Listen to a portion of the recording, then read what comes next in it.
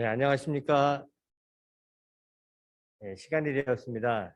정성껏 준비한 대학원 입시 설명회를 지금부터 시작하도록 하겠습니다. 대학원을 대표해서 대학원장님께서 먼저 인사 말씀해 주시겠습니다.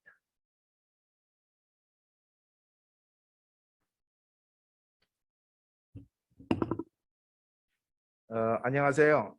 서울여자대학교 대학원장 박경원입니다. 오늘 22학년도 서울여자대학교 대학원 입시 설명회를 갖게 되어서 기쁘게 생각합니다. 서울여자대학교 대학원은 사회적 가치를 실천하는 창의적 융합 선도 대학원으로서의 비전을 설정하고 디지털 전환 시대의 실천적 융복합 전문가 인재 육성을 저희들의 목표로 인재상으로 삼고 있습니다. 서울여자대학교 대학원은 다른 대학원과 달리 훌륭한 교수진의 밀착 지도로 원생 개개인들의 비전과 진로에 맞도록 맞춤형 지도를 하고 있습니다. 또한 다양한 장학금과 원생 지원 시스템을 통해서 재정적 부담을 크게 느끼지 않으면서 안정적으로 학위 취득을 할 수 있도록 대학원이 지원을 하고 있습니다.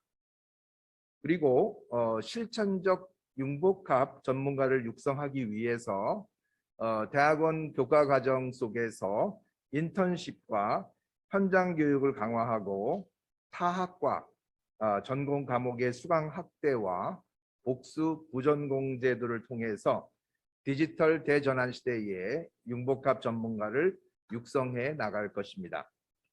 서울여자대학교는 남녀 누구나 지원이 가능하고 학부를 졸업하실 분과 또 예정인 분 물론이고 직업 분야의 전문성을 키우고자 하시는 분 또한 새로운 직업을 위한 준비가 필요하신 분 이 모든 분들을 저희들이 환영합니다. 서울여자대학교 대학원에서 여러분들의 비전과 희망을 펼쳐 가시기를 바랍니다. 그리고 우리가 여러분들 등산을 많이 해보셨으리라고 생각을 합니다만은 산 밑에서 우리가 보는 세상하고 또 산을 올라가다가 산 중턱에서 보이는 세상 그리고 마지막으로 산 정상에 올라가서 보는 세상은 많이 다릅니다. 대학을 졸업하는 수준에서 펼쳐지는 나에게 보여지는 세상이라고 하는 것과 대학원에서 학위를 취득한 후에 보여지는 세상은 매우 다릅니다. 지금의 사회는 그 어느 때보다도 전문성과 실천적 문제 해결 역량을 필요로 하는 때입니다. 멀리 보고 도약할 수 있는 기회를 서울여자대학교 대학원에서 만들어 가시기를 권하고 우리 대학원은 그러한 여러분들을 적극 도와나갈 것입니다.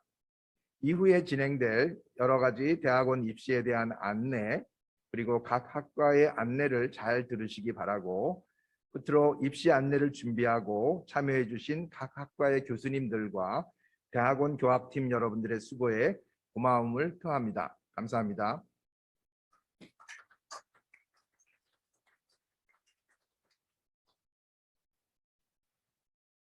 예, 박경원 대학원장님의 인사 말씀이 있었습니다. 저는 사회를 맡은 대학원 교학팀장 김홍석입니다. 인사드리겠습니다.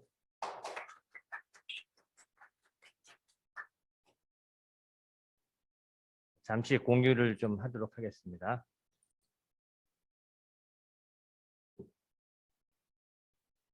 예, 오늘 진행은 공동 입시 설명회로 오늘 진행이 되는데요. 현재 홍보 페어로 저희가 공동 입시 설명회를 비롯해서 찾아가는 입시 상담 그리고 온라인 입시 설명회 등 다양한 프로그램을 준비하고 있습니다. 안내가 곳곳에 붙어 있고 홈페이지 안내가 되어 있습니다. 자세한 사항은 홈페이지를 참고해 주시고요. 여러 가지 방면의 정보를 얻으실 수 있는데 오늘은 그 중에 전체적인 내용을 설명해 드리고 각 학과에서 학과장 맡으신 교수님들이 직접 오셔서 말씀해 주시고 또 영상으로 설명을 해드려서 여러분들의 향후 입시 지원하는데 현재 진행 중인데 지원하는데 큰 도움을 드리겠고 또 재학생들에게는 앞으로 학습사 연계 과정이나 향후 입시에 도움이 될 수 있는 자료를 드리고자 준비했습니다. 오늘 진행되는 내용은 영상을 통해서 홈페이지에 올려서 다시 보실 수 있도록 언제든지 확인할 수 있도록 하고 있습니다. 오늘 순서는 대학원장 인사 말씀 지금 들었고요. 이제 후기 모집 요강에 대한 일반적인 내용을 간단히 설명을 드리고 학과별 설명, 그다음 학습사 연계 과정, 그다음 질의응답이 있을 경우 받도록 하겠습니다. 예, 먼저 후기 대학원 모집 요강, 입시 모집 요강을 안내드리도록 하겠습니다. 후기 대학원은 일반 대학원 주간에 석사과정, 박사과정, 석박사 통합과정으로 계열별로 학과들을 모집을 합니다. 이 중에 공공 빅데이터 관리학과는 학연산 협동과정으로 잠시 뒤에 학과장님께서 설명을 해드리겠습니다. 학연산 협동과정으로 모집이 되고요. 바이오S 공학은 학과 간 협동과정으로 이 역시 자세한 설명은 잠시 뒤에 학과장님 통해서 듣도록 하겠습니다. 바이오S 공학의 경우는 박사 과정에도 지원하실 수가 있겠습니다. 교육대학원과 휴먼서비스대학원은 야간에 운영이 되는데요. 석사 과정만 운영이 되고 있고요. 아까도 대학원장님께 인사 말씀에서도 말씀하셨지만 남학생들도 가능한 것이 대학원입니다. 여학생들만 되는 것이 아니고 대학원에는 남학생도 가능하고요. 남학생들의 많은 입학과 또 그들의 학업을 기대해 보도록 하겠습니다. 신설학과 현재 과정입니다. 학과 간 협동과정 아까 말씀드린 대로 바이오스 공학과는 석사과정, 박사과정을 신설했고 화장품 공학 전공과 세포 응용 공학 전공이 세부 전공이며 학연사 협동 과정의 공공 빅데이터 관리학과는 공공 빅데이터 관리 전공으로 석사 과정에 신설이 되어 있습니다. 한국지능정보사회진흥원에 연계돼서 학연산 협동 과정으로 운영이 됩니다. 조형학과의 박사 과정도 신설하여 보다 활발한 학문의 분야를 연구할 수 있도록 준비하였습니다. 전형은 면접으로 진행이 됩니다. 서류 평가가 있습니다. 같이 진행이 되는데요. 서류 전형 30%, 석박사 통합은 서류 전형 30%와 면접 70%, 박사 과정은 50%, 서류 전형 50%, 면접 50%로 진행이 됩니다. 장학제도를 간단히 안내를 드리겠습니다. 장학제도가 굉장히 중요하고 관심이 많으실 텐데 신입생의 경우는 신입생 성적 우수 장학금이 1, 2로 구분돼서 있습니다. 그 다음에 본교 졸업생들, 서울여대 졸업생들을 위한 장학금은 신입생 성적 우수 장학금이 있고요. 본교 출신 장학금이 있습니다. 자세한 내용은 자료를 확인해 보시기 바랍니다. 일반 대학원의 장학금 많은 제도가 있습니다. 원생 우수 장학금, 조교 1 장학금은 원생 우수 장학금은 학업이 우수한 자, 조교 1 장학금은 교육적으로 임용된 원생, 원우의 장학금, 우수학술 연구 장학금, 학술 발표 장학금, 산학협력 장학금, 그다음에 대학원생 교내 인턴 장학금과 외부 장학금으로 성정 황영옥 장학금, 기금 그리고 기부금에 의한 장학금이 다양하게 준비되어 있습니다.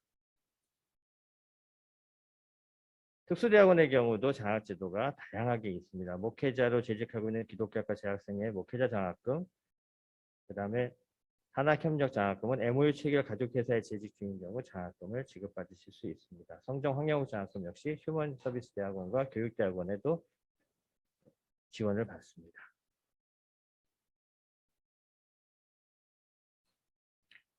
네, 현재 접수 중입니다.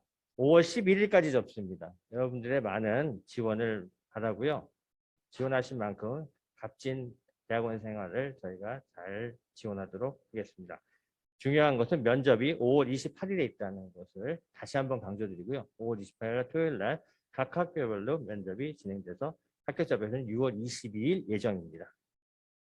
네, 이제는 학과별로 설명을 듣도록 하겠습니다. 학과별 입시에 대한 설명과 학과에 대한 운영에 대한 설명을 듣겠습니다. 먼저 공공 빅데이터 관리학과의 노승용 교수님, 노승용 학과장님을 모시도록 하겠습니다.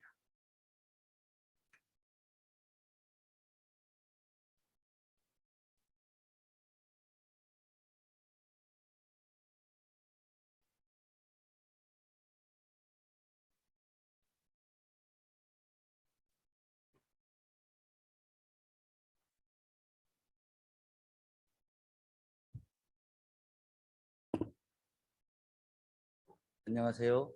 공공빅데이터 관리학과 학과장 노승용입니다. 오늘 공공빅데이터 관리학과 이제 저는 신입생이라고 부르고 싶습니다.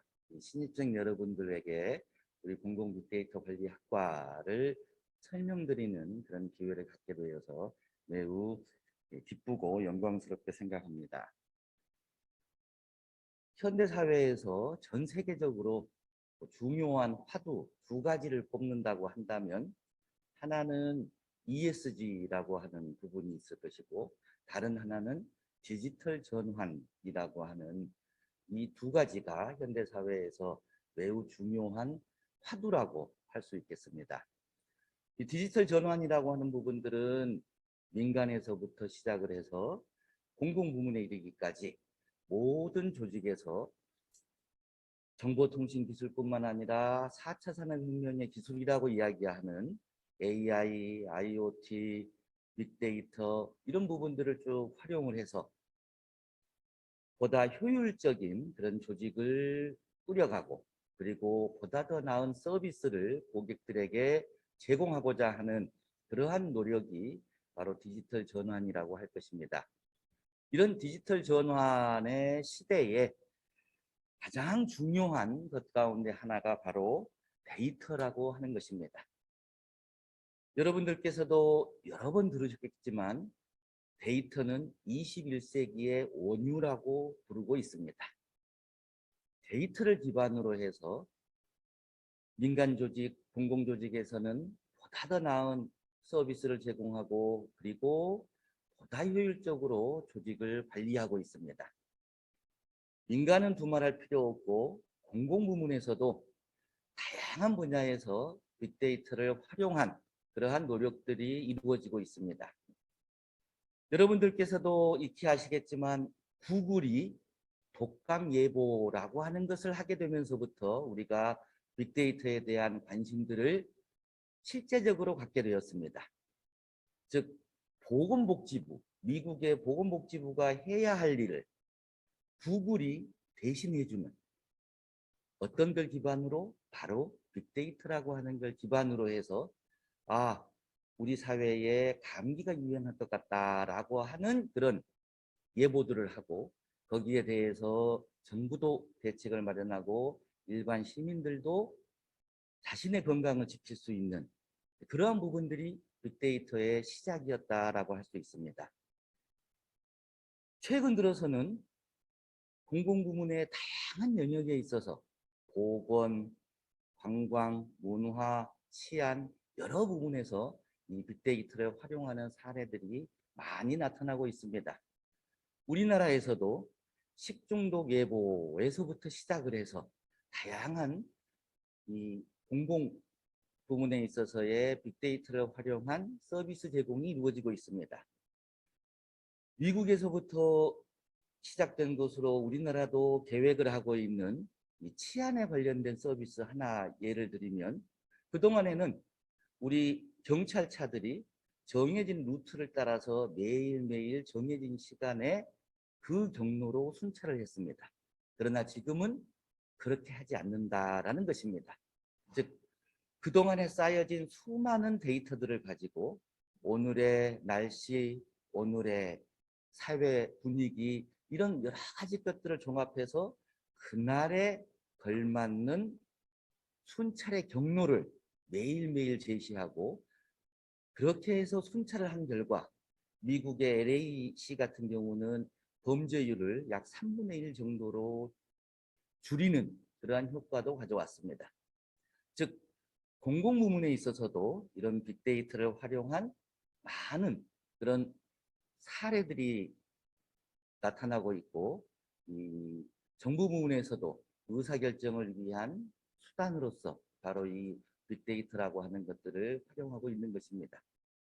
우리나라에서도 이 데이터의 중요함을 인식하고 작년에는 정부 모든 부처에 데이터 전문가의 인력을 전부 증원을 했습니다. 그리고 정부 부처에도 데이터 혁신행정팀 이런 명칭의 부서들도 생겨나고 있습니다. 뿐만 아니라 공기업, 준정부기관, 이런 다양한 공공기관들에서도 데이터에 기반한 의사결정, 그리고 근거를 가지고 서비스를 제공하는 그러한 노력들이 이루어지고 있습니다. 이러한 상황에서 우리 데이터를 배우고 데이터에 대한 전문 역량을 키우는 것은 매우 중요한 그런 시기라고 할 수 있습니다. 우리 공공빅데이터 관리학과는 우리 서울여자대학교와 그리고 한국지능정보사회진흥원이 공동으로 이 석사 과정을 개설해서 운영을 하는 학연산 협동 과정입니다. 단순히 학교에서 이론 또 실무 이런 부분만을 배우는 게 아니라 실제로 여러분들이 사회에서 여러 가지 데이터 분석의 역량을 활용해서 그거를 실제 응용할 수 있도록 하기 위해서 디지털 뉴딜의 우리나라 핵심 기관인 한국지능정보사회진흥원과 함께 공공빅데이터 관리학과 석사 과정을 개설하게 되었습니다. 이 공공빅데이터 관리학과는 기본적으로 여러분들 친화적인 그러한 학업 환경을 구축하고 있습니다. 컴퓨터 실습이라고 하는 부분에 있어서 여러분들이 편하게 컴퓨터를 활용할 수 있도록 할 뿐만 아니라 창의적인 그런 사고를 개발하기 위해서 강의실 부분들도 보다 유연하게 활용을 하고자 하고 있습니다.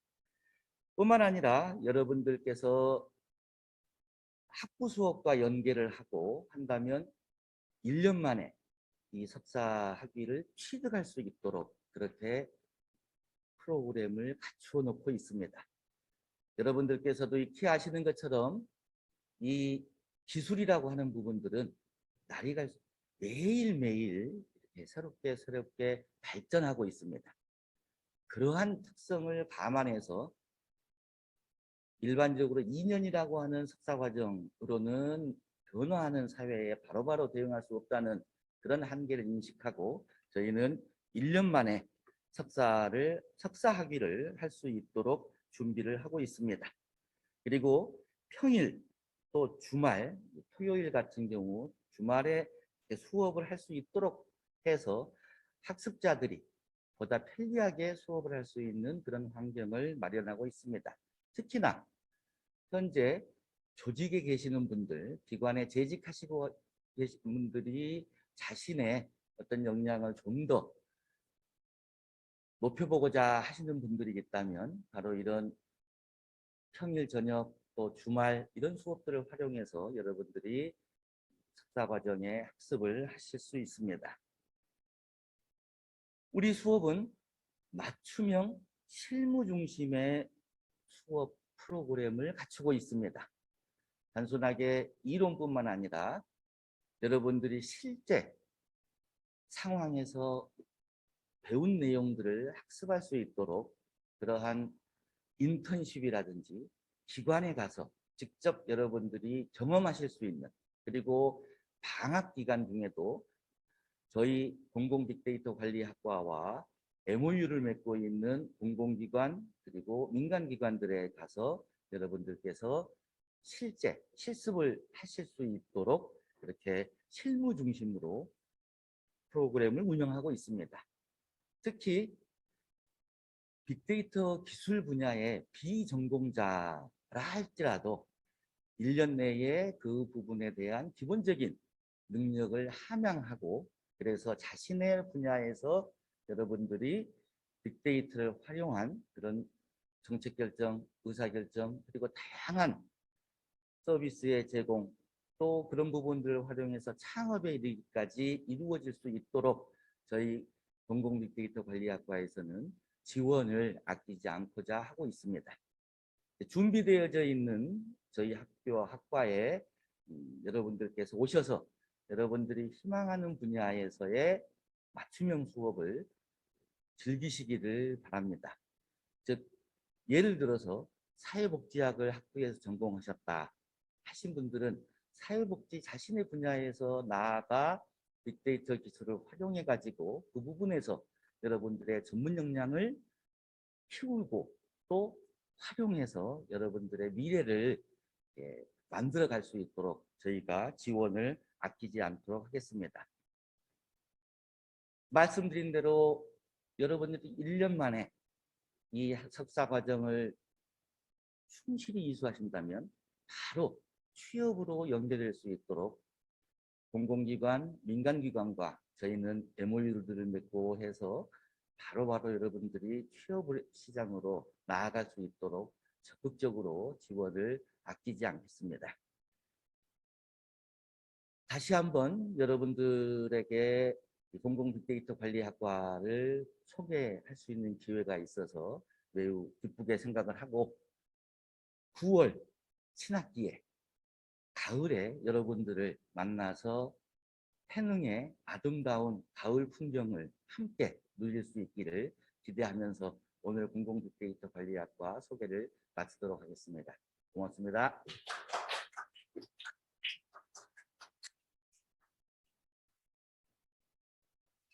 예, 발표를 해주신 공공빅데이터 관리학과 노승용 교수님, 노승용 학과장님께 다시 한번 감사를 드리겠습니다.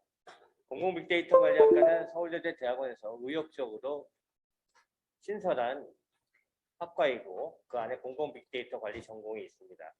여러 가지 장점이 있는데 잘 다시 한번 보시고 결단하신 다음에 참여하시면 좋을 것으로 판단이 됩니다.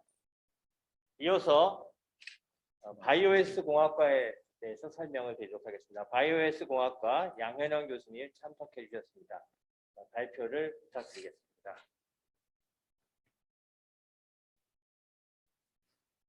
안녕하세요. 바이오헬스 공학과 학과장을 맡고 있는 양현원입니다. 지금부터 뭐 간략하게 저희 신설 학과 대학원인데요. 소개해 드리고요. 그다음에 바이오헬스 공학과의 앞으로의 미래, 올해 이제 신설이 됐기 때문에 그런 것까지 간략히 좀 정리를 해서 말씀을 드리겠습니다. 그래서 벌써 바이오헬스 공학과는 간단히 개요를 말씀을 드리면 그 일반 대학원 학과 간 협동 과정으로 지금 개설이 되어 있고요. 그래서 학과 간은 그 생명 환경공학과 전공하고 화학과 전공 교수님들이 주축이 돼서 이 학과 간 협동 과정으로 이 일반 대학원, 서울 대학원을 이제 올해 개설을 했습니다. 그래서 학위 과정은 석사 과정하고 박사 과정을 할 수 있게끔 이렇게 프로그램을 만들었고요. 그다음에 이제 좀 이 바이오헬스 공학이라는 분야가 좀 이따도 말씀드리겠지만 굉장히 광범위한 분야인데 그중에 이제 저희가 조금 특징적으로 초점을 맞추는 분야는 이 세포 응용 공학 분야하고 그다음에 바이오 화장품 공학 이 두 분야를 이제 주축으로 메인 전공으로 이렇게 둘로 나눠서 이 교육을 진행할 생각입니다. 그래서 아까 좀 전에 말씀드린 것처럼 바이오스 공학과의 대학원은 올해 3월 달에 신설이 됐고요. 그래서 대학원을 모집을 해서 벌써 신입생이 3명이 들어와서 지금 석사 과정을 이제 시작을 하고 있습니다. 일단 바이오스 공학 말씀드린 것처럼 워낙 매스컴에서도 뭐 많이 나오고 뭐 많이 알고 계실 텐데 뭐 간단히 이 말씀을 드리면 지금 이제 4차 산업혁명이 일어나면서 이 최첨단 분야가 굉장히 각광을 받고 있는데요. 그 중에 이제 이 생명과학 분야를 중심으로 해서 뭐 화학, 의학 이런 게 이제 같이 융합이 되고 거기에 이제 신기술인 여러 가지 신소기술이나 뭐 AI 기술 여러 가지 뭐 소프트웨어나 그런 테크놀로지 융합이 되면서 인간이 이제 행복하게 살 수 있는 그러한 여러 가지 이 방법들 아니면 기술들 어떤 그런 제품들 그런 것들을 이제 개발을 하고자 하는 데에 이 바이오헬스 공학 그런 의미가 있다고 보면 되겠습니다. 그래서 저희 바이오헬스 공학과의 교육 목표는 아까 이 바이오헬스 공학이라는 그 특징을 이제 갖고 거기에 맞춰서 이제 교육 목표를 좀 세워봤는데요.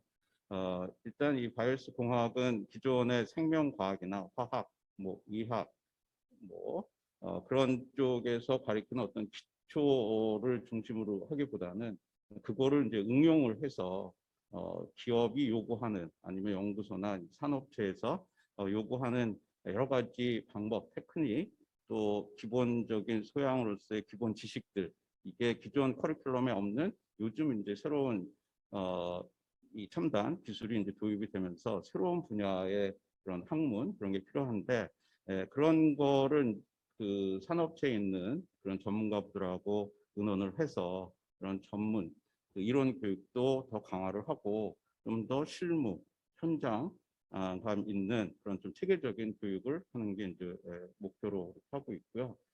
그래서 저희 뭐 석사나 박사 과정에 이런 프로그램을 이제 이수를 하게 되면 자신이 갖고 있는 어떤 전문성을 바탕으로 해서 기존에 아까 말씀드렸던 AI나 다른 여러 뭐 인문학적 아니면 예술학적 그런 소양까지도 좀 접목을 시켜갖고 어떤 새로운 제품을 창출해낸다든지 새로운 방법, 뭐 기술을 개발해낼 수 있는 그런 인재를 양성하는 게 이제 저희 목표로 최종 목표로 그때 계획을 세워봤습니다. 저희 그 대학원 이 바이오스 공학과의 전공은 크게 이제 둘로 나눠서 좀 설명해 드릴 수가 있는데요. 그래서 이제 세포 응용 공학 전공은 이 바이오스 공학의 이제 거의 핵심이라고 볼 수 있는 신약 개발. 그래서 요즘 뭐 백신부터 시작을 해서 다양한 신약들, 항암제 많은 신약들이 이제 개발이 되고 이거에 대한 가치가 이제 반도체 산업을 이제 넘어서서 앞으로 이 대한민국을 먹여 살릴 차세대 먹거리로 이제 생각을 할 정도로 정부에서 굉장히 집중 투자를 하고 있는 분야죠.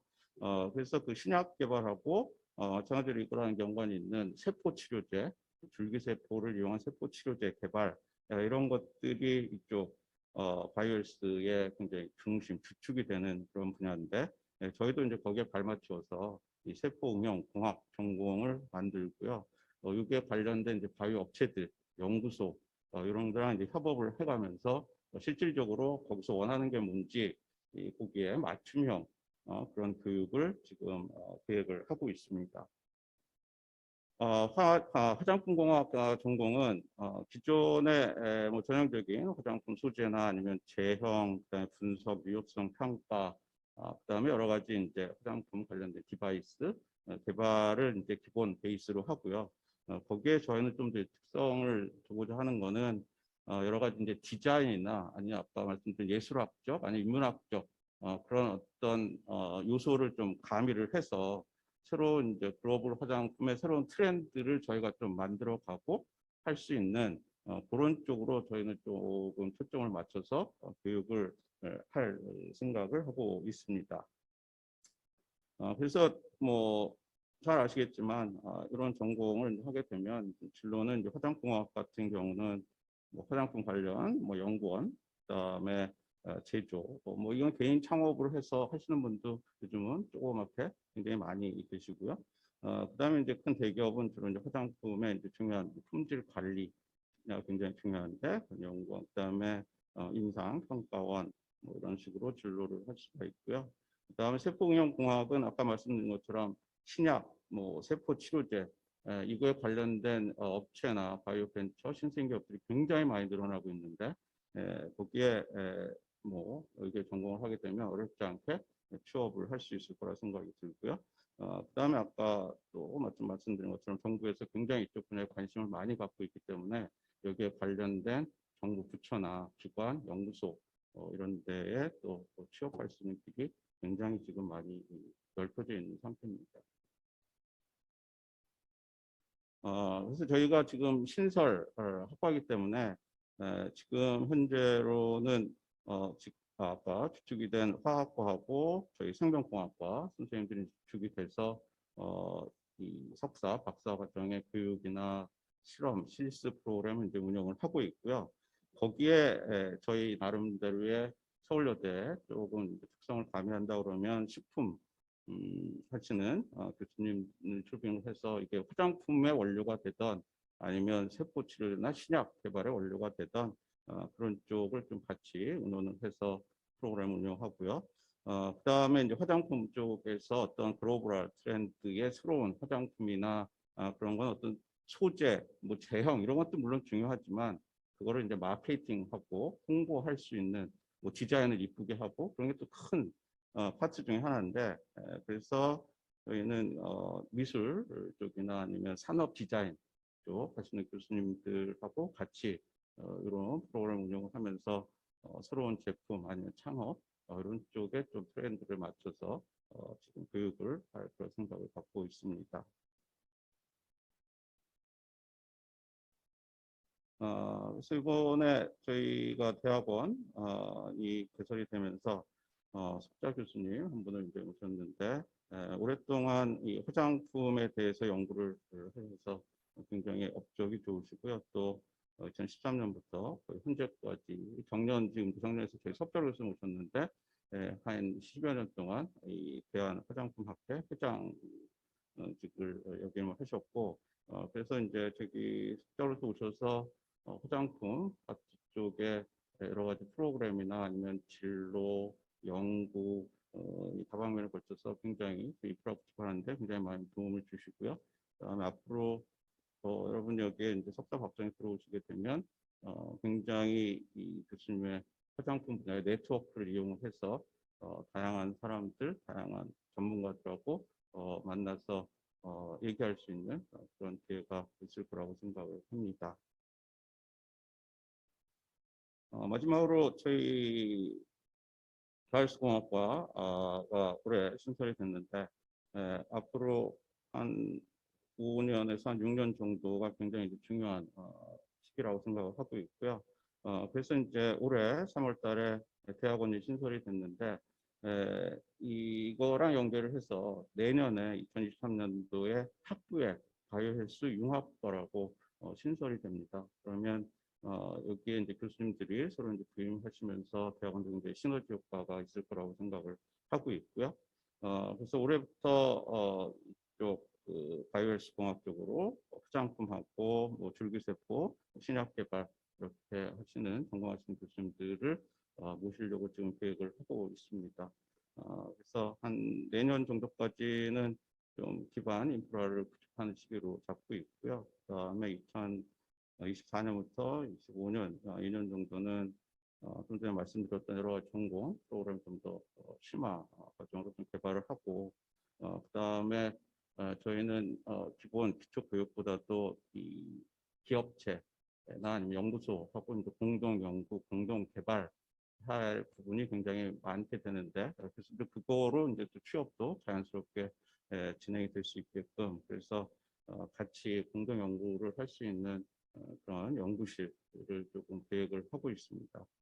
그 이후는 이제 많이 안정화돼서 저희도 지금 기존에는 프로그램들을 좀 더 잘 확장을 하고 좀 개선을 해서 최종적으로는 대학원의 이제 고유 영역인 연구 인프라를 좀 더 확충하면서 좀 좋은 연구를 하고 그래서 그 연구가 단순히 그냥 연구로 끝이지 않고 저희는 그냥 그걸 어떤 제품이나 어떤 새로운 기술을 도출해낼 수 있는 그런 쪽으로 지금 생각을 하고 있습니다. 그래서 전체적으로 쭉 말씀을 드렸는데요.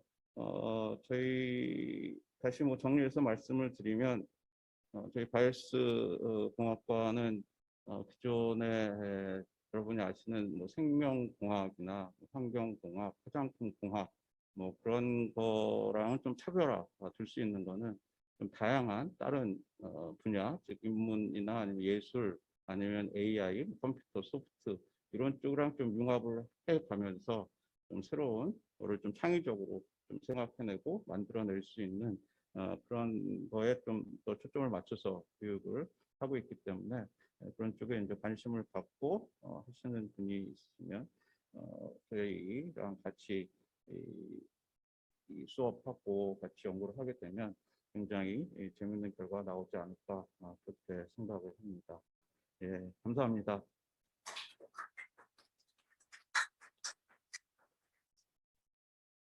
예, 감사합니다. 상세한 설명해 주신 우리 양현현 학과장님께 다시 한번 감사드립니다. 바이오S 공학과도 학교에서 서울여대 대학원에서 의욕적으로 신설한 학과입니다. 이 여러 가지 장점이 또 이 학과에도 눈에 띄셨을 텐데 앞으로 기대하면서 많은 참여하시면 좋을 것으로 생각이 됩니다. 이어서 컴퓨터학과 중에서도 신설된 데이터 사이언스 전공을 중심으로 최예린 교수님 나와주셨습니다. 네, 설명해 주시겠습니다. 네, 반갑습니다. 저는 데이터 사이언스 학과 학과장 최예린입니다. 컴퓨터 학과를 대표해서 말씀드리도록 하겠습니다. 저희 대학원에는 컴퓨터 학과로 4개의 전공이 함께 개설이 되어 있습니다. 그래서 소프트웨어 융합 전공, 그다음에 디지털 미디어 전공, 그다음에 정보보호 전공, 데이터 사이언스 전공, 이렇게 4가지 전공으로 구성되어 있습니다. 교육 목표는 컴퓨터에 관한 전문 지식을 갖추고 사회가 필요로 하는 소양과 인격을 갖추고 정보와 사회가 요구하는 기술과 실무를 겸비한 전산인을 양성하는 것을 교육 목표로 하고 있습니다. 앞에서 말씀드린 바와 같이 저희는 내 학과가 대학원 컴퓨터학과를 공동 운영하는 시스템으로 진행이 되고 있습니다. 프로그램 자체는 개별 운영이 되고 있긴 하지만 다른 전공의 강의를 자유롭게 수강이 가능합니다. 따라서 이 IT 계열에서 연구를 하시다 보면 다양한 분야의 지식이 필요로 한데 이처럼 연구에 필요한 지식을 자유롭게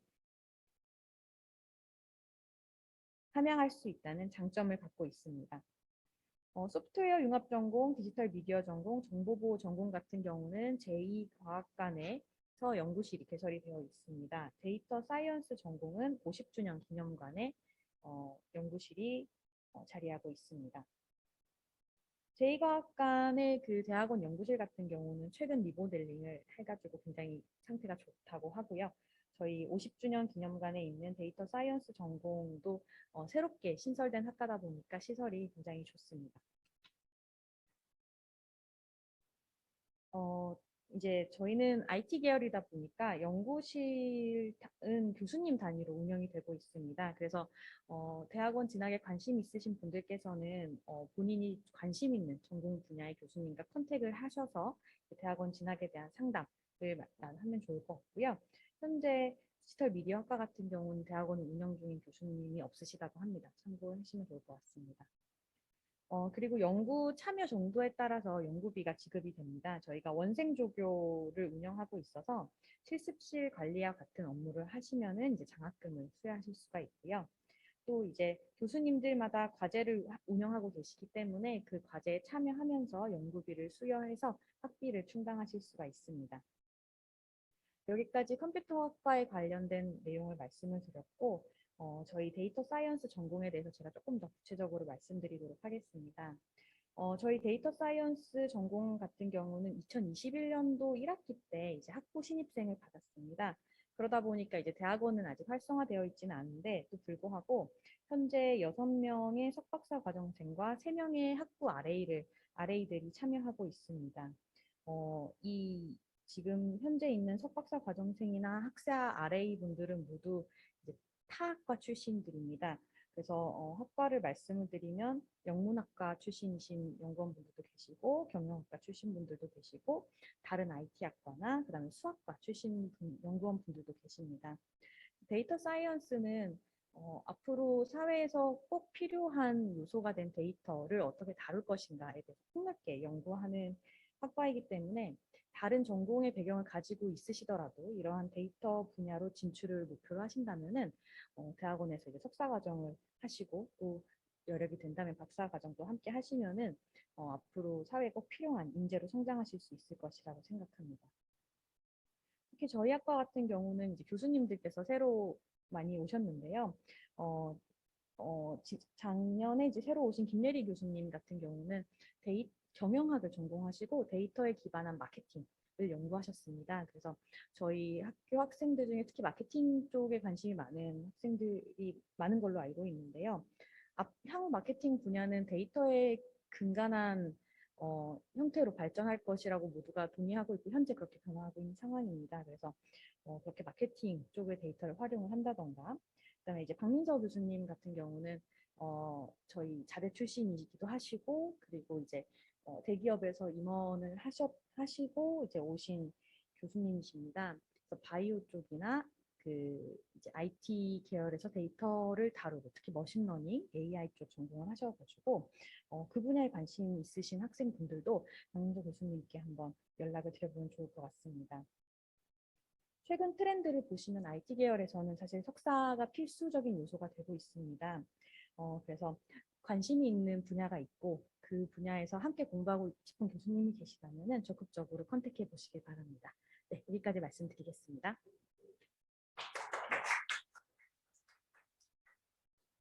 예, 설명해 주신 최예린 교수님 감사드립니다. 학교에서 역시 신선학과로서 학부에 데이터 사이언스 학과가 있고 대학원의 컴퓨터학과 안에 데이터 사이언스 전공으로 운영을 하고 있습니다. 많은 관심을 부탁드리겠습니다. 다음은 식품공학과 순서인데요. 줌에 배재우 교수님이 참석해 주셨습니다. 배재우 교수님. 네, 안녕하세요. 서울 식품공학과 배재호입니다. 죄송스럽지만 제가 지난주에 그 코로나 격리 해제가 되고 아직까지 조금 그 후유증이 남아 있어서 혹시 모를 그 다른 분들에게 피해가 갈까봐 이렇게 부득이하게 그 줌으로 참석을 하게 되었는데 양해의 말씀을 부탁드리겠습니다. 제가 지금 화면을 공유하고 있는데 혹시 보이시나요?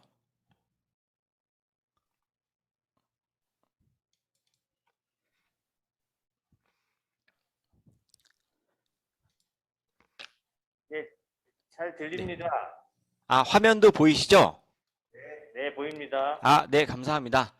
예, 이렇게 그 공동 입시 설명회를 진행해 주시는 대학원 관계자 선생님분들께 발표에 앞서서 감사 인사를 드리겠습니다.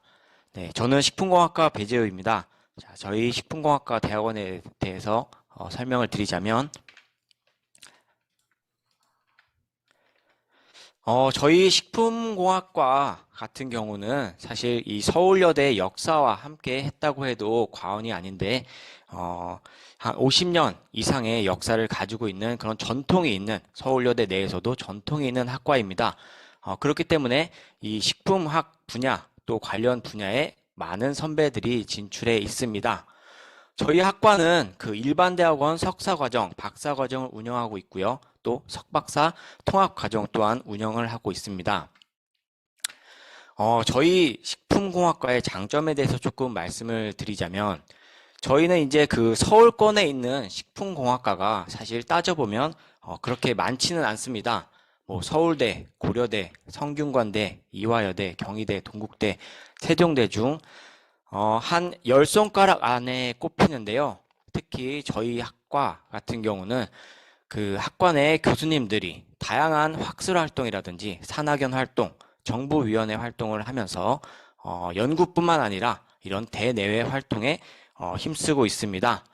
이러한 그 다양한 교수님들의 노력으로 인해서 자타로 인정을 받게 되고 그 결과 학생들의 각종 회사의 이런 취업률 또한 매년 증가하고 있습니다. 그래서 이 서울권 내에 있는 다양한 식품공학과들과 나란히 어깨를 나란히 할 수 있을 정도로 경쟁력을 가지고 있다고 자부하는 바입니다.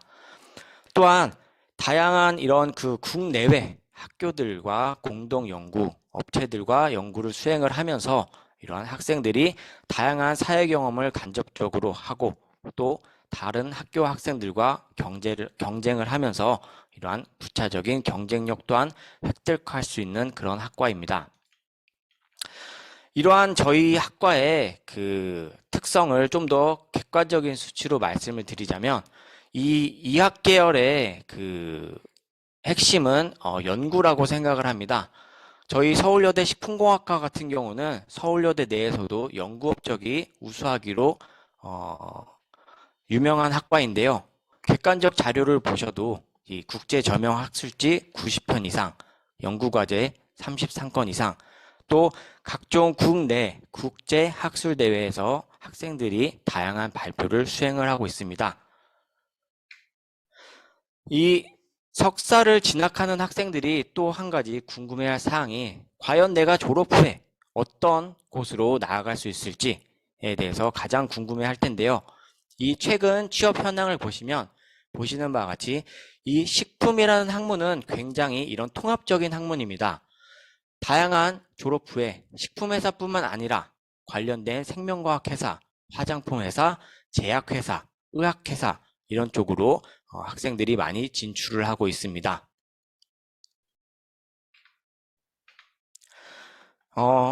저희 학과 대학원에 진학을 하시게 되면 이 기본적으로 이 전체 대학원에서 공동적으로 지원해 주시는 이런 지원 말고도 교수님들이 대내외적으로 다양한 연구과제를 수행하고 계시기 때문에 각 실험실별 과제에 활발하게 참여할 수 있고요.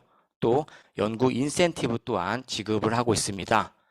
특히 이러한 다양한 연구를 바탕으로 국내 국제 학술대회 이 참가를 저희는 적극적으로 지원하고 있기 때문에 학생들이 이 대학원 생활을 하면서 다양한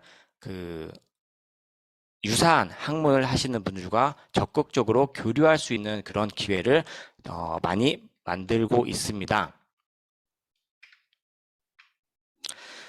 저희 학관에 총 6개의 연구실이 있는데 이 연구실에 대해서 간략하게 하나씩 소개를 시켜드리겠습니다. 총 6개의 연구실이 다음과 같이 있고요. 저희 식품공학과는 식품안전, 공학, 미생물학, 화학 및 소재, 나노 독성화, 또 식품 생리 활성까지 식품에서 다룰 수 있는 거의 모든 이 연구 영역을 가지고 있다고 해도 과언이 아닙니다. 이 재학생 현황을 보시면 현재 석사과정 21명, 박사과정 1명, 기타 외부 연구원 및 인턴 학생들 10명 내외 존재합니다. 총 30명에 가까운 인원들이 연구에 힘쓰고 있습니다. 기존 2020년 이전에는 연평균 5명에서 6명 정도가 대학원에 진학을 했다면 저희 학과가 2020년부터 현재까지 총 3분의 새로운 교수님들이 저 포함 오시게 되었는데 그 20년부터 매년 11명씩 본교 대학원을 진학을 하고 있어서 계속 지속적으로 그 학과의 대학원 규모가 성장하고 있습니다. 자, 그러면 각각의 랩에 대해서 간단히 설명을 드리자면 먼저 강태성 교수님께서 운영하고 계시는 식품안전 품질 실험실에서는 최근에 이러한 식품 사기, 식품 품질 여부가 굉장히 중요해지게 됨에 따라서 각종 유전자 기반한 이런 식품 품질 및 안전 분석법의 개발에 힘쓰고 있습니다. 뿐만 아니라 유전체 분석을 기반으로 해서 다양한 신규 식품 소재를 발굴하는 연구도 수행하고 계시고요. 다음으로 이 식품 포장학 실험실인데요. 우리 기본적으로 식품을 제조하려면 새로운 식품 가공식품, 최근에 이 식품 안전 또 코로나 이런 문제로 인해서 식품 안전이나 신선 포장 이런 것들이 관심을 받고 있는데요. 이러한 식품 안전을 유지하고 식품 저장성을 향상시킬 수 있는 새로운 신규 가공 기술이라든지 새로운 식품 포장 기술들을 개발하고 있습니다.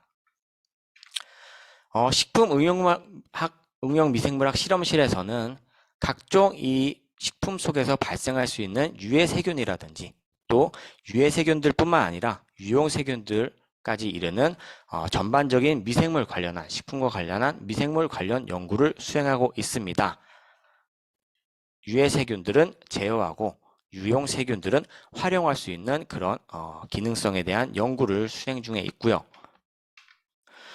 식품화학 및 소재학 연구실에서는 최근에 이 컴퓨터학의 발달로 인해서 각종 AI를 활용한 이런 식품 소재를 새롭게 발굴을 해내고 각종 동물 모델, 세포 모델을 이용해서 식품 소재의 작용 기전 규명을 연구하고 있습니다.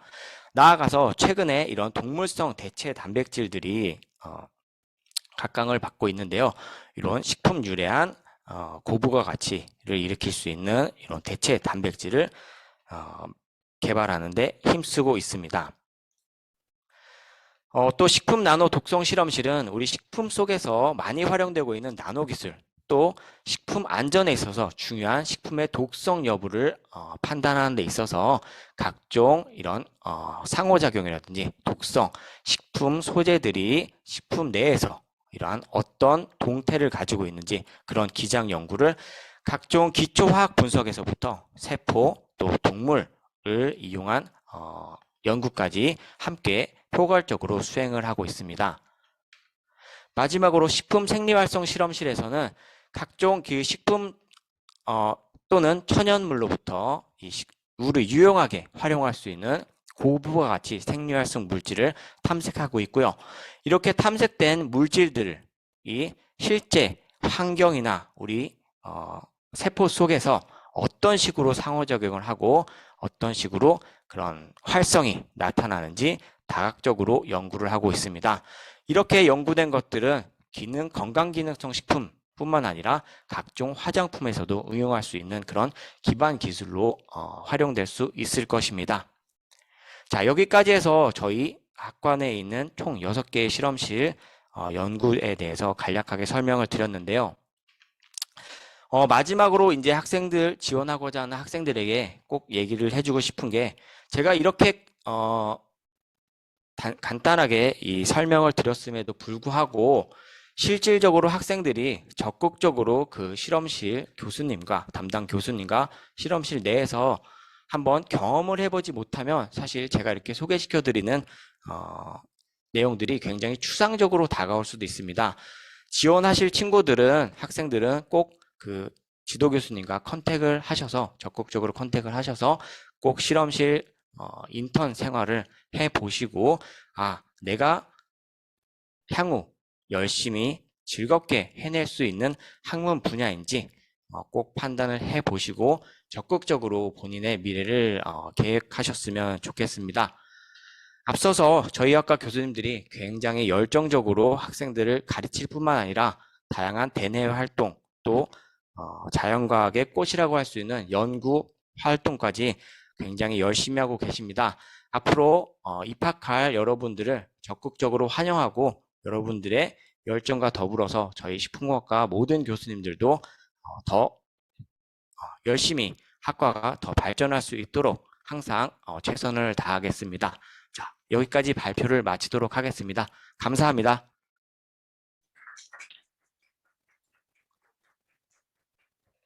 예, 자세한 설명 감사합니다. 열정적으로 준비해 주시고 있고, 또 정성껏 준비해 주신 자료, 배지현 교수님 다시 한번 감사를 드리겠습니다.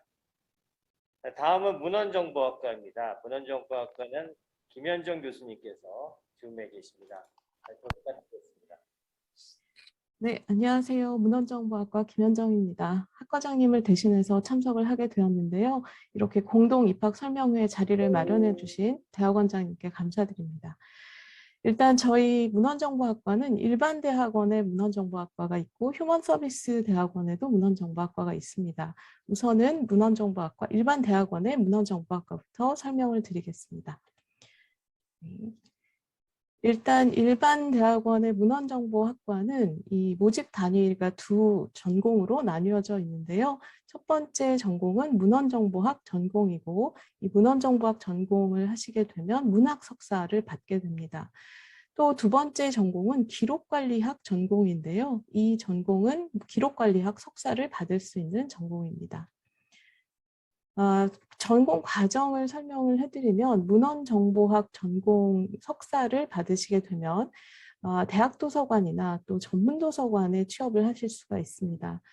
일반 공공도서관과는 다르게 대학도서관이나 전문도서관은 자료에 대한 이해가 굉장히 많이 필요한 분야인데요.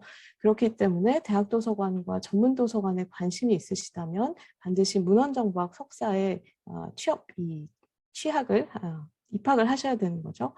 그리고 또 하나는 이 연구소가 있는데요. 지식정보 분야 연구소라는 곳은 이 캐리스라든지 키스티라든지 한국과학기술정보연구원을 키스티라고 하는데, 이런 연구원에서는 이 석사 이상의 연구원들을 뽑아서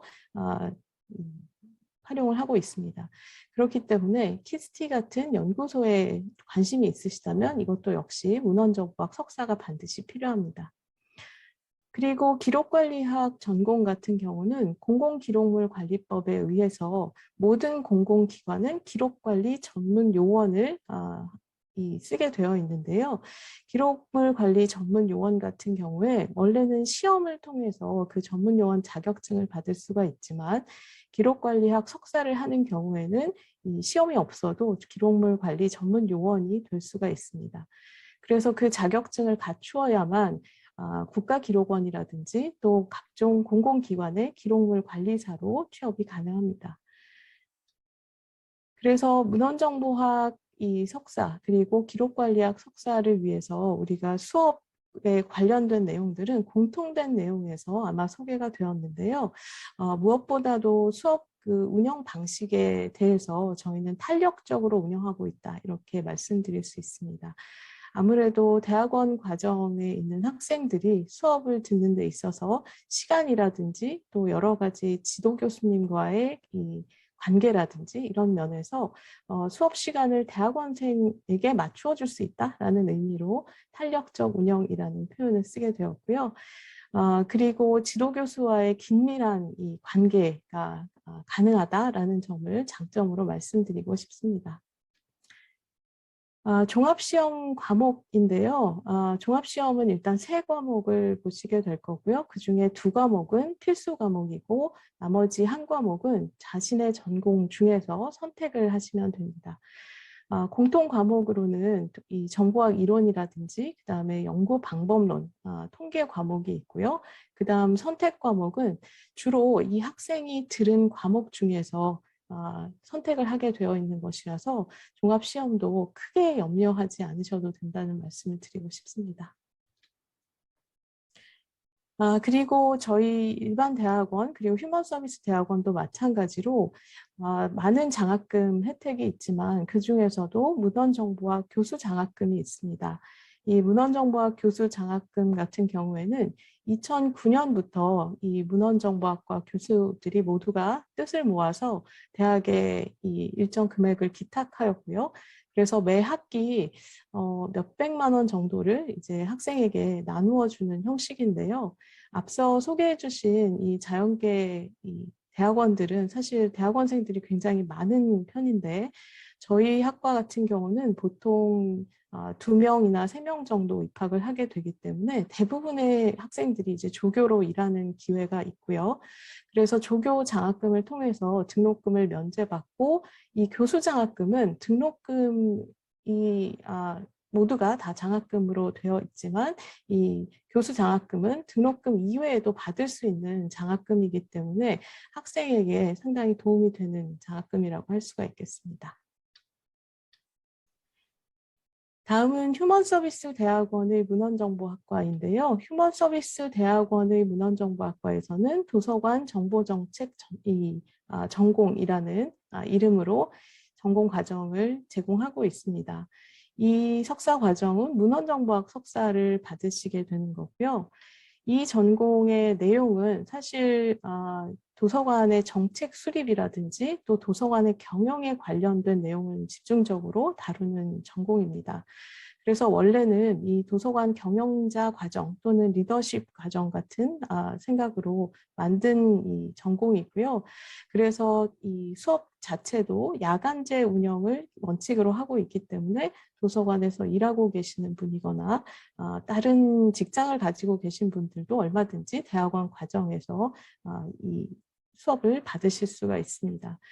그리고 이 일반 대학원과는 그 수업 연한이나 재학 연한이 다르기 때문에 이런 부분 확인해 보시면 좋겠고요. 또 학점 이수만으로도 졸업이 가능하기 때문에 논문에 대한 부담이 없는 전공이라고 할 수 있겠습니다. 또 외국어 시험도 면제되고요. 대신에 종합시험은 있습니다. 종합시험 과목은 일반 대학원과 마찬가지로 3과목이고요. 그래서 2과목이 필수 과목이고 1과목은 선택 과목인데요. 지금 이 보시는 표에서 별표 2개가 있는 과목들이 선택할 수 있는 과목들입니다. 이 중에 1과목을 선택하셔서 종합시험으로 보시면 되겠습니다. 휴먼서비스 대학원 역시 문헌정보학과 교수 장학금의 혜택이 있으니까요. 이런 부분을 꼭 확인하셔서 많은 관심을 보여주시기 바랍니다. 문헌정보학과에 대한 설명은 여기까지입니다. 감사합니다. 예, 문헌정보학과 설명해 주신 김현정 교수님께 감사드리겠습니다. 기대가 되는 또 앞으로의 문헌정보학과의 앞길에 여러분들의 많은 참여를 부탁드리겠습니다. 다음은 휴먼서비스대학원의 인성교육학과의 설명은 학과장이신 원미순 교수께서 해주시겠습니다. 역시 줌에 계신데 설명을 듣기 전에 먼저 설명은 필요하면은 저희가 듣도록 하겠고요. 영상으로 준비하셨고 그 안에 설명이나 다 준비가 되어 있다고 합니다. 안녕하십니까. 함께 보시겠습니다.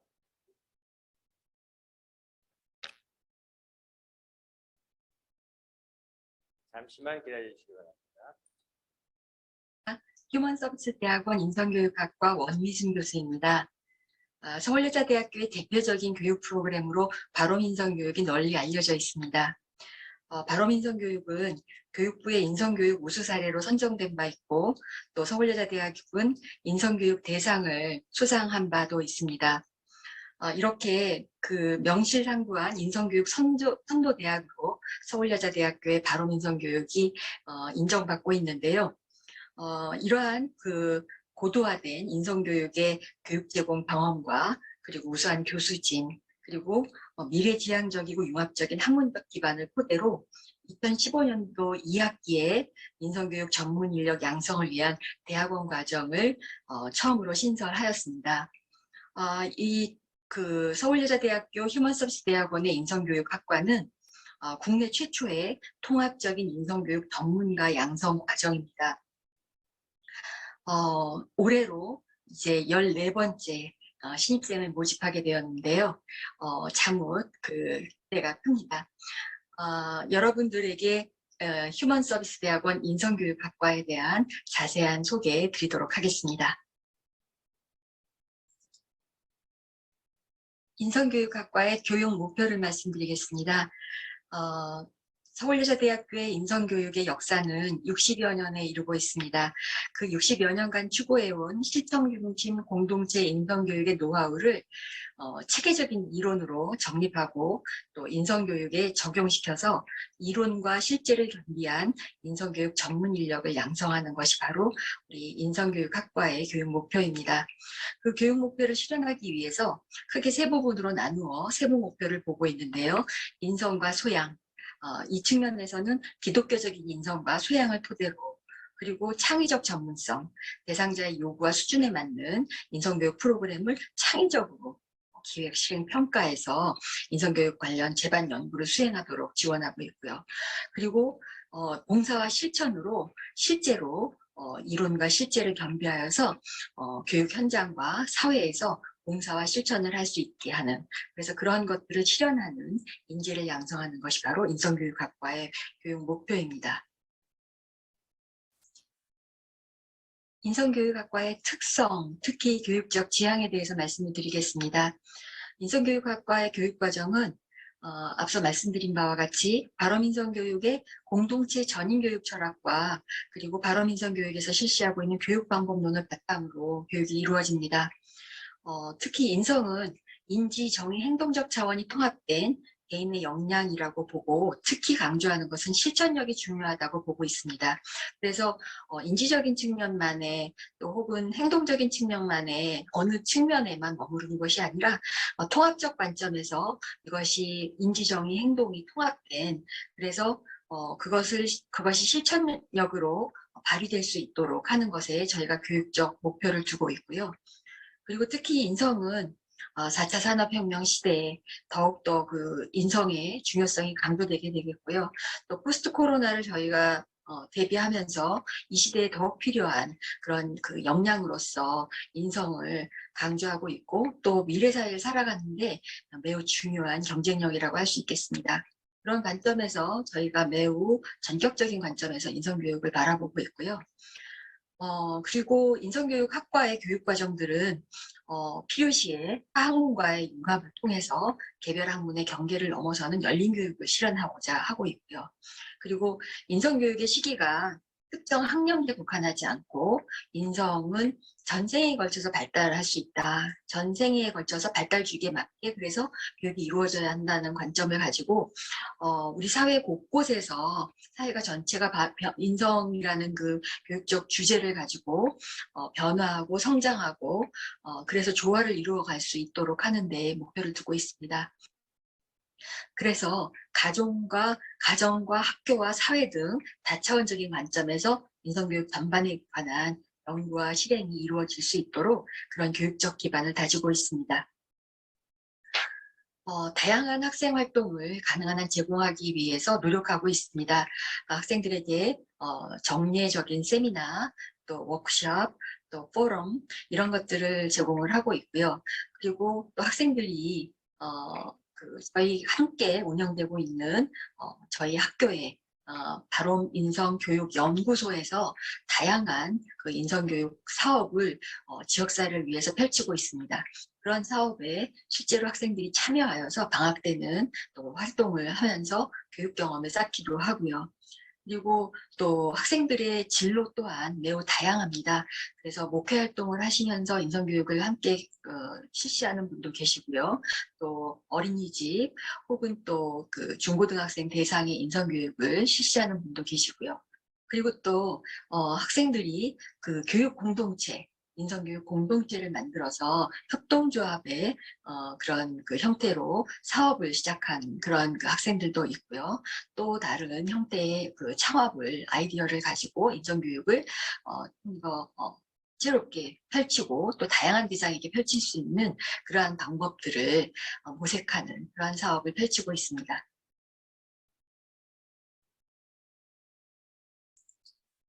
인성교육학과는 학생들의 진로를 크게 세 부분으로 나누어서 보고 있습니다. 그래서 교육 현장으로 나갈 학생들과 그 다음에 교육에서도 또 특히 기획과 컨설팅 분야에서 일할 학생들 그리고 또 상급 학교로 더 진학해서 박사과정으로 진학해서 혹은 또 연구 활동에 좀 더 매진할 그러한 그 학생들로 학생 진로에 따라서 크게 셋으로 분류하였고요. 그에 따른 맞춤형 교과 이수 로드맵을 가지고 있습니다. 그리고 졸업은 논문을 작성하고 졸업할 수도 있고요. 또 논문을 작성하지 않고 연구보고서를 통하여 졸업을 할 수가 있는데요. 이수하는 학점이 조금 차이가 있습니다. 논문을 쓰는 경우에는 24학점과 그다음에 논문을 작성해서 논문 심사를 통과해야 하고요. 논문을 작성하지 않는 학생들은 30학점을 총 5학기 동안 이수하고 그리고 연구보고서를 써서 통과하게 되면 졸업을 하게 됩니다. 교과목은 크게 철학적인 부분과 그다음 지식의 부분, 또 방법론의 부분, 그리고 이제 연구할 수 있는 역량을 키우는 부분으로 크게 네 부분으로 나뉘어 있고요.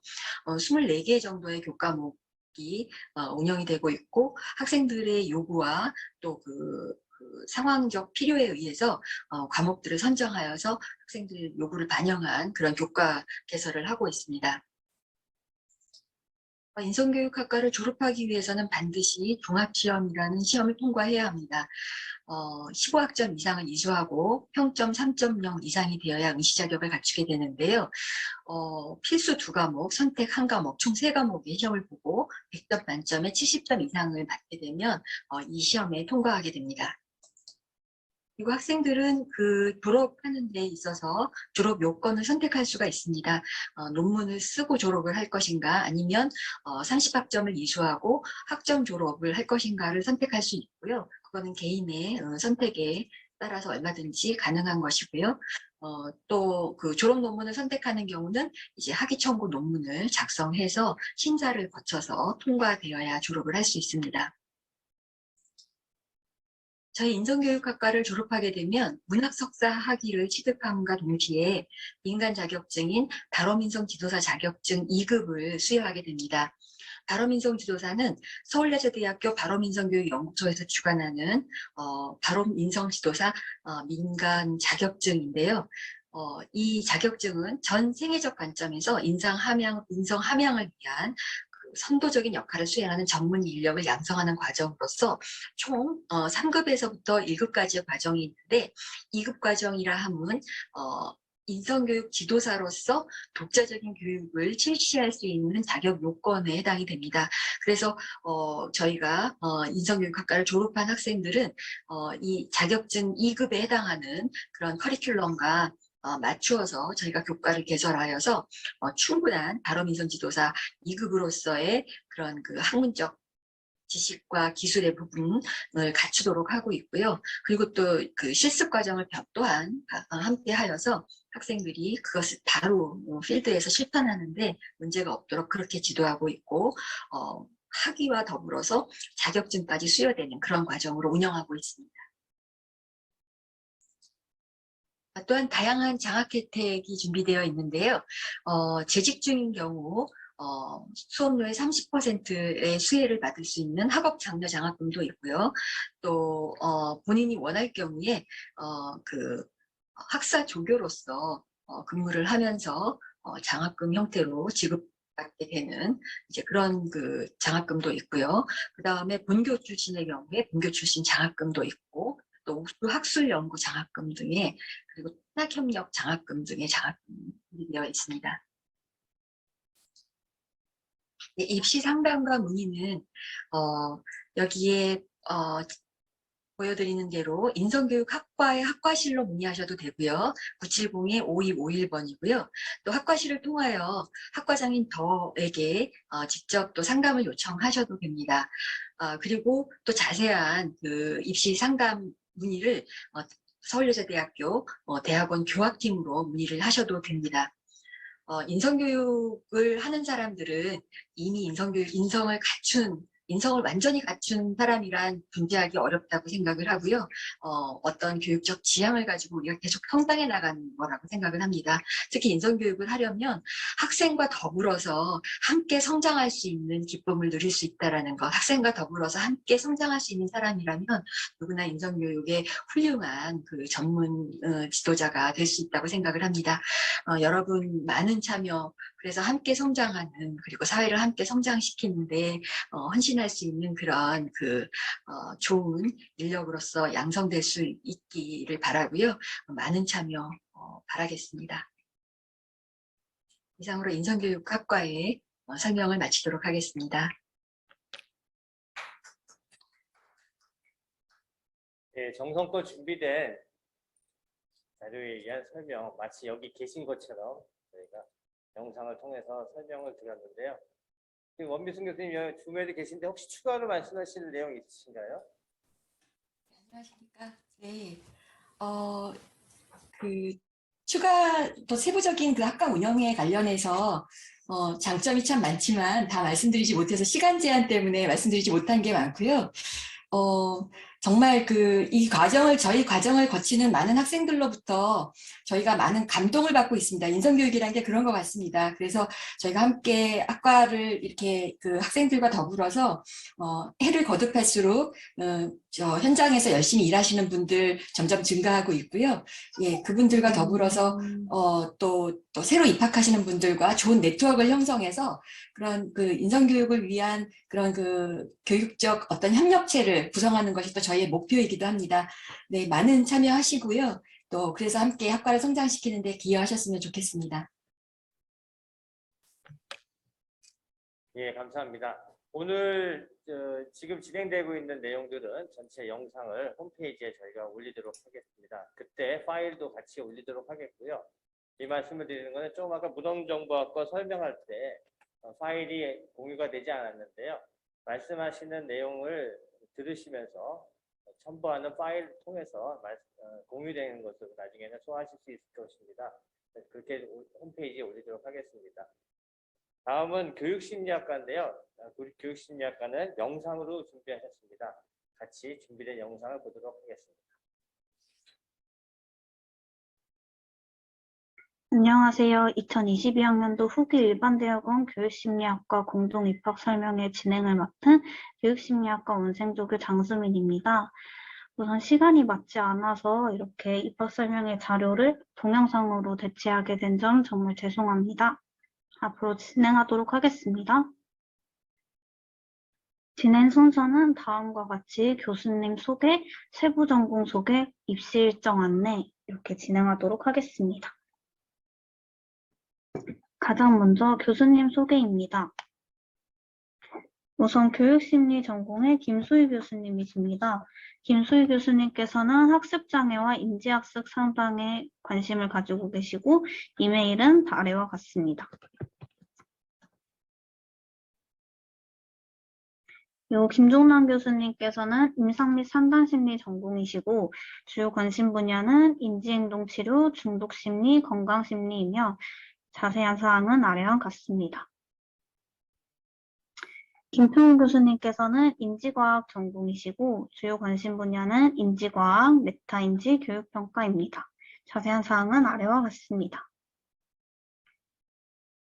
박진희 교수님께서도 임상 및 상담심리 전공이시고 주요 관심 분야는 아동 청소년 심리장애, 부모교육 및 상담입니다. 송미경 교수님께서도 임상 및 상담심리 전공이시며 주요 관심 분야는 발달정신병리학, 상담자 교육입니다. 자세한 사항은 아래와 같습니다. 송현주 교수님께서도 임상 및 상담심리 전공이시고 주요 관심 분야는 뇌기반 심리평가와 심리치료, 디지털 치료제 개발입니다. 자세한 사항은 아래와 같습니다. 이은성 교수님께서는 교육 측정 및 평가 전공이시며 주요 관심 분야는 검사 타당도 연구, 차별문항 기능입니다. 마지막으로 박과정 교수님이신 테레사평 교수님은 교육정책 전공으로 주요 관심 분야는 다문화 교육과 발달심리학입니다. 자세한 사항은 아래와 같습니다. 다음은 세부 전공 소개입니다. 교육심리 전공은 학습자와 교수자의 효과적인 학습과 교수활동에 대한 전문 지식의 기초가 되는 심리학적 지식을 습득함으로써 교육 영역 종사자 역량 강화를 위한 전문 지식을 습득합니다. 학습 부진 학생들을 돕기 위한 교수학습 자료 개발이나 개입 프로그램에 참여할 수 있는 기초 역량을 함양하게 됩니다. 인지학습 치료사, 학습 컨설턴트, 입학사정관, 교수학습센터에 취업이 가능하며 자격증은 학습 컨설턴트 3급입니다. 교육심리 전공의 교과과정은 다음과 같습니다. 기초공통과목으로 고급교육심리학, 고급심리통계, 연구방법론, 고급발달심리학이 있고 종합시험 과목으로는 연구방법론, 고급학습심리학, 고급교육심리학이 있으며 전공 과목은 다음과 같습니다. 두 번째로는 교육 측정 및 평가 전공입니다. 통계 분야, 측정 분야, 평가 분야로 세 가지로 나뉘며 통계 분야에서는 사회과학 분야의 자료 수집 및 분석에 초점이 맞춰져 있고 교육기관에서 연구원으로 활동이 가능합니다. 측정 분야에서는 학업성 지도 검사나 심리검사 개발을 수행하며 검사 개발 회사에서 측정 전문가나 교육과정 평가원과 교육개발원 연구원으로 활동이 가능합니다. 평가 분야에서는 프로그램 평가와 기관 평가 등 다양한 업무를 담당하고 양적 자료와 질적 자료 분석을 병행합니다. 자격증으로는 한국산업인력공단의 사회조사 분석사가 있습니다. 교육 측정 및 평가 전공의 기초공통 과목은 교육심리 전공과 같으며 종합시험 과목은 연구방법론, 교육 프로그램 평가론, 고급 측정 이론입니다. 전공 과목은 다음과 같습니다. 상담 및 임상심리 전공에서 상담 전공입니다. 상담심리사는 아동 청소년과 그 부모, 성인, 노인을 대상으로 상담 및 치료, 평가와 연구, 교육과 행정 업무를 담당합니다. 각 자격 관련 1급을 취득하는 경우 슈퍼비전을 실시할 수 있습니다. 국공립 청소년 상담지원센터나 정신건강증진센터, 개인센터, 개업 및 학교 등으로 진출하고 있습니다. 자격증으로는 상담심리사 1, 2급과 청소년 상담사 1, 2, 3급, 각 학회별 치료사 자격증이 있습니다. 교육과정으로는 기초공통과목은 다른 것은 다 동일하지만 상담사례 실습 및 지도가 고급교육심리학을 대신하고요. 종합시험 과목은 고급발달심리학, 연구방법론, 고급성격심리학이 있습니다. 전공 과목은 다음과 같습니다. 마지막으로 상담 및 임상심리 전공의 임상전공입니다. 임상심리 전문가는 이상심리를 보이는 환자를 대상으로 심리평가와 치료, 연구를 주 업무로 담당합니다. 주로 병원 장면에서 근무해왔으나 최근에는 상담센터나 연구소, 기업체, 법원, 보호관찰소, 군부대 등 다양한 곳으로 진출하고 있습니다. 자격증은 정신건강 임상심리사 1, 2급과 임상심리 전문가, 임상심리사로 나뉘어져 있습니다. 임상전공의 교과과정도 기초공통과목과 종합시험 과목은 상담전공과 동일하며 전공 과목은 다음과 같습니다. 조금 더 자세한 교육과정 조회는 교육심리학과 홈페이지에서 조회가 가능합니다. 감사합니다. 안녕하세요. 예, 교육심리학과는 미리 준비한 영상으로 설명을 드렸습니다. 다음은 이제 잠깐만 기다려 주십시오. 파일 공유를 교체한 다음에 지금 대학원을 준비하는 학생들의 대상은 아니지만 3, 4학년 학생들에게 또 설명을 할 수 있는 기회가 필요해서 학석사 연계과정 주요사항 안내를 간단히 드리겠습니다. 이 내용은 이미 홈페이지에 다양하게 안내가 되어 있기 때문에 내용을 참조해 주시고요. 추가로 궁금한 사항은 대학원 교학팀에 연락 주시면은 저희가 성심껏 답해 드리도록 하겠습니다. 새로운 제도이기 때문에 여러 가지가 궁금하실 수가 있는데 이러한 내용들에 대해서는 서슴지 말고 대학원 교학팀에 연락하시거나 방문하셔서 또는 저희가 준비하고 있는 찾아가는 입시 상담이 인문사회관 제1, 2과학관하고 50주년 기념관에 준비가 되어 있습니다. 이 시간에 오셔서 상담하시면은 자세하게 안내를 더 받으실 수 있습니다. 그럼에도 간단하게 설명을 드리면요. 흐름도와 이런 주요 사항들을 간단하게 설명을 드리도록 하겠습니다. 학부와 대학원을 구분해서 표시를 했는데요. 자격이 주어지는 학부생들에게 자격이 주어지는 것은 3월에 입학을 했을 때 우리는 학부는 3월에 입학만 했기 때문에 1학기, 2학기, 3학기를 지나고 4학기까지 마치게 되면은 4학기 말부터 6학기 말까지 매 학기 방학 중에 지원을 하실 수가 있습니다. 그리고 지원을 하게 된 후에는 선발은 방학 중에 성적이 확정되면은 그 성적을 가지고 선발을 하게 됩니다. 그때 성적이 지원할 때의 성적은 3.5 이상을 받으셔야 지원이 가능하게 됩니다. 직전 학기까지의 전체 성적이고요. 3.5 이상을 받게 되면 지원이 가능하고요. 물론 수료학점 이상 취득이 전제가 됩니다. 그리고 선발을 하게 되는 것은 이제 방법에 대해서는 서류와 면접인데요. 자세한 사항은 안내를 참조해 주시면 되겠고요. 이 이후에는 석사학위 과목을 수강 신청을 할 수 있는 자격이 주어집니다. 그래서 석사학위 과목을 수강 신청하게 되는데 매 학기 수강 신청 변경 기간에 학부 과정 중에 6학점을 수강 신청하셔야 합니다. 그리고 이 학생들이 나중에 대학원 원서 접수할 때 원서 접수를 하시게 되면은 이제 합격이 되게 되면은 학석사 연계 과정생으로서 대학원에 진입을 하게 되고 1학기에는 휴학 및 자퇴가 불가하지만 1.5학기에 이수를 하실 수가 있습니다. 전체적으로 보면은 학부 학기 4학기를 기준으로 했을 때 한 학기를 단축하여 3.5, 대학원은 4학기를 기준으로 했을 때 한 학기를 단축하여 1.5학기, 합이 5학기가 되기 때문에 전체적으로는 한 학기를 단축해서 학석사 과정을 마칠 수 있는 유리한 제도이고 여러 가지 본인이 학기에 따라서 여러 가지 방면에서 시기 단축이 효과를 거둘 수 있을 거라고 판단합니다. 그래서 이번에는 예정이지만 아직 확정까지는 아니지만 7월 11일부터 13일까지 지원을 할 수 있다는 것을 홈페이지에 지원이 되는데요. 이 홈페이지 공고를 놓쳐서 지원하지 못하시지 않도록 이 날짜를 염두에 두어 주시고 선발은 7월 18일부터 20일까지 이어서 다음 학기부터 학석사 연계과정 트랙에 들어가게 되겠습니다. 선발 주요 사항은 일일이 읽지는 않겠습니다. 아까 말씀드린 대로 3.5 이상이 돼야 된다는 것이 제일 포인트가 되겠고요. 학사학위 과정 제1전공이 대학원 석사과정 지원학과 유사한 자가 됩니다.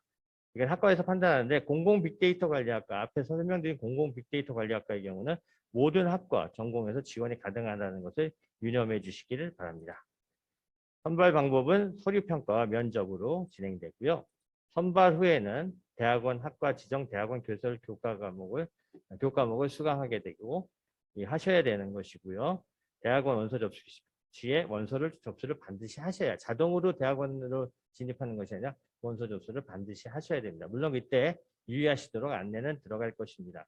대학원 등록을 하고 그다음에 마지막에 또 중요한 것은 학사기 사정을 했을 때 마지막에 7학기 말에는 3.75 직전 학기가 아니라 학사기 과정 전체 성적 평점 평균이 3.75가 되셔야 된다는 것을 아까 3.5와 3.75의 차이점을 분명히 인식하고 여기에 맞게 계획을 세우시기를 바라겠습니다.